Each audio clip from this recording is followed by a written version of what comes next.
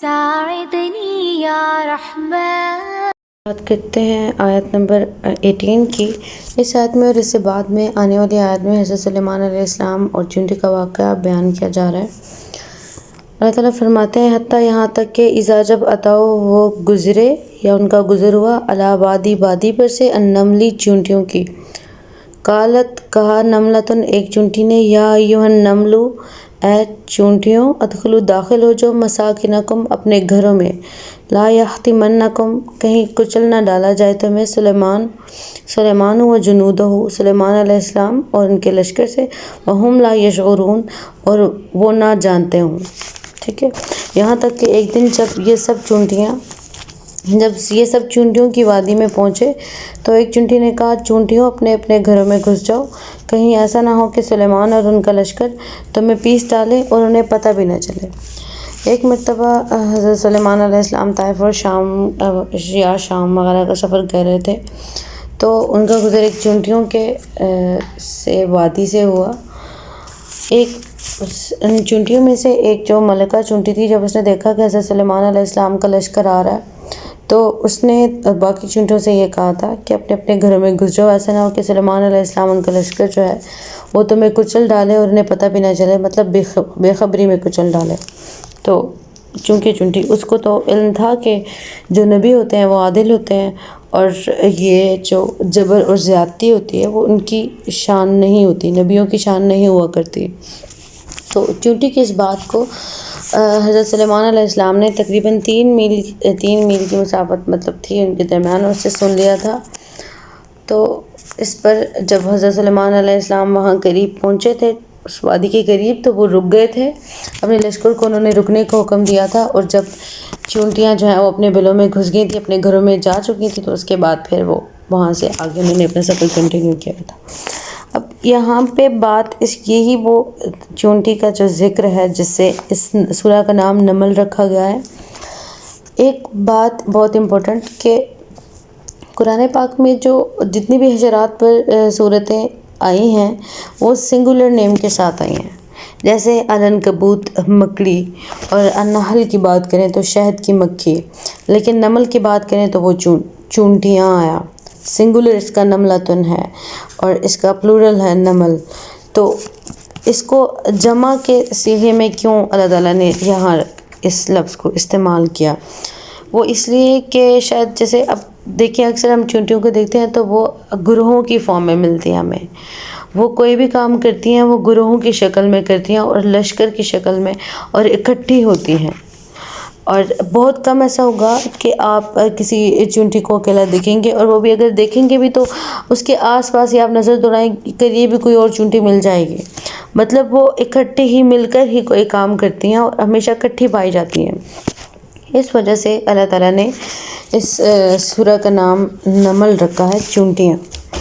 اچھا، اب آیت نمبر 19 کی بات کریں۔ آیت نمبر 19 میں اللہ تعالیٰ فرماتے ہیں فتبسم، بس وہ مسکرائے، ضاحکاً ہنستے ہوئے، من قولہا اس قول پر، وقالا اور کہا، ربی اوزعنی اے میرے پروردگار مجھے پابند بنا دیجئے، ان اشکرا کہ میں شکر ادا کروں، نعمتوں کا، اللاتی انعمت علیہ وعلی والدیہ جو آپ نے مجھ پر نازل فرمائی، مجھ پر انعام فرمائی اور میرے والدین پر انعام فرمائی، وَأَنْ أَعْمَلَ صَالِحًا تَرْضَاهُ وَأَدْخِلْنِي بِرَحْمَتِكَ مِنْ عِبَادِكَ الصَّالِحِينَ، اور مجھے ایسے نیک عمل کرنے کی توفیق عطا فرمائے جو آپ کو پسند ہوں، اور مجھے اپنی رحمت سے اپنے نیک بندوں میں شامل فرما لیں۔ اب اس آیت کی اگر تفسیر میں ہم دیکھیں تو ایک بات تو واضح ہے کہ دیکھیں قرآن پاک میں اللہ تعالیٰ ہر چیز واضح مگر پریسائز لکھتے ہیں، کوئی چیز ایکسٹرا نہیں ہوتی ہے، ہر لفظ کے بہت سارے گہرے مطلب ہوتے ہیں۔ اللہ تعالیٰ صرف یہ بھی تو کہہ سکتے تھے نا کہ وہ مسکرا دیے، ایسا کیوں کہا کہ وہ مسکرا دیے ہنستے ہنستے یا ہنستے ہوئے؟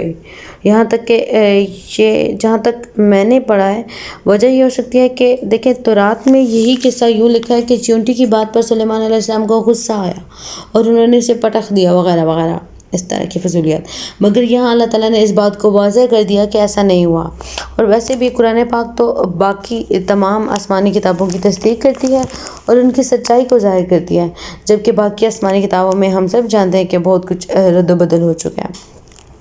اور دوسرا پوائنٹ آف ویو کیا ہو سکتا ہے، وہ یہ کہ سلیمان علیہ السلام کو چونٹی کی اس بات نے اتنا لطف دیا کہ وہ ہنستے ہنستے ضبط کر کے مسکرا دیا. یہاں تک کہ ایک اور جو بات ہے کہ انبیاء کی جو خصوصیات میں سے ایک خصوصیت ہے کہ وہ مسکراتے ہیں، وہ قہقہ لگا کر نہیں ہنستے. ان کے مسکرانے میں بھی اتنا مینرز ہوتے ہیں، اتنا گریس ہوتا ہے، اتنا وقار ہوتا ہے.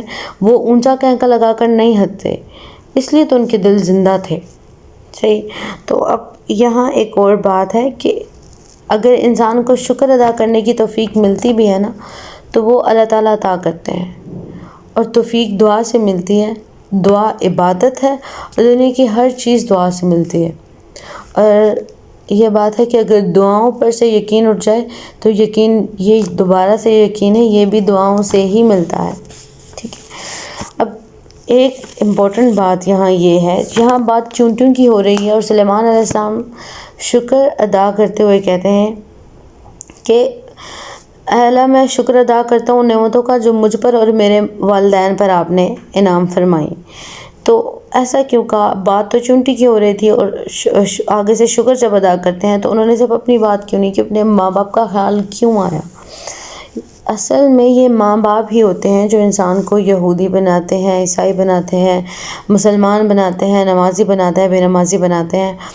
اور دوسری بات، تربیت سارا والدین کا کام ہوتا ہے. دوسرا، ورنہ اگر ایسے بات کی جائے تو وہ تو ہر انسان جو ہے وہ اللہ تعالیٰ کی فطرت پر ہی پیدا ہوا ہے. ٹھیک ہے. اور سلیمان علیہ السلام کی بات کریں تو یہ علم، یہ بادشاہت جو ان پر انعامات ہوئے، وہ سارے ان کو اپنے والد کی طرف سے، حضرت داؤد علیہ السلام کی طرف سے ورثے میں ملے تھے. یہ ہم پیچھے پڑھ چکے ہیں. صحیح. اچھا، اس کے بعد انہوں نے دعا کی کہ میں وہ نیک کام کروں جو آپ پسند کریں، یعنی جو اللہ پسند کریں. یعنی کچھ ایسے نیک کام بھی ہیں جو اللہ تعالیٰ کو ناپسند ہیں، ہاں، جن میں ریاکاری ہو، جن میں دکھاوا ہو، وہ نیک کام جن کے لیے غلط ذرائع استعمال کیے گئے ہوں. اسی لیے ان چیزوں سے بچنا چاہیے. جب بھی کوئی نیک کام کریں تو اس بات کا خیال رکھیں کہ آیا یہ کام اللہ تعالیٰ کے اصولوں کے مطابق ہے بھی یا نہیں. ورنہ اللہ تو خود کہتے ہیں کہ اللہ گناہ گاروں سے بھی دین کا کام کروا لیتا ہے. انما الاعمال بالنیات، یعنی اگر نیت یا طریقہ درست نہ ہو تو ہم بہت عمل کرنے والے مگر سب تھکنے والے ہوں گے. اچھا، اس کے بعد پھر انہوں نے دعا کی کہ اپنی رحمت سے مجھے اپنے نیک بندوں میں شامل کرے. وہ تو نبی تھے، وہ تو آلریڈی اتنے نیک تھے، ظاہر پیغمبر تھے، مگر پھر بھی انہوں نے دعا کی کہ اللہ تعالیٰ مجھے اپنے صالح بندوں میں شامل فرمائیں. اس سے ہمیں حضرت سلیمان علیہ السلام کی عاجزی کا پتہ چلتا ہے. تو یہ ہمارے پاس تھی آیت نمبر 15 سے 19 تک کی تفسیر. اور اس سے اگلی جو آیات ہیں ان میں ملکہ سبا اور حضرت سلیمان علیہ السلام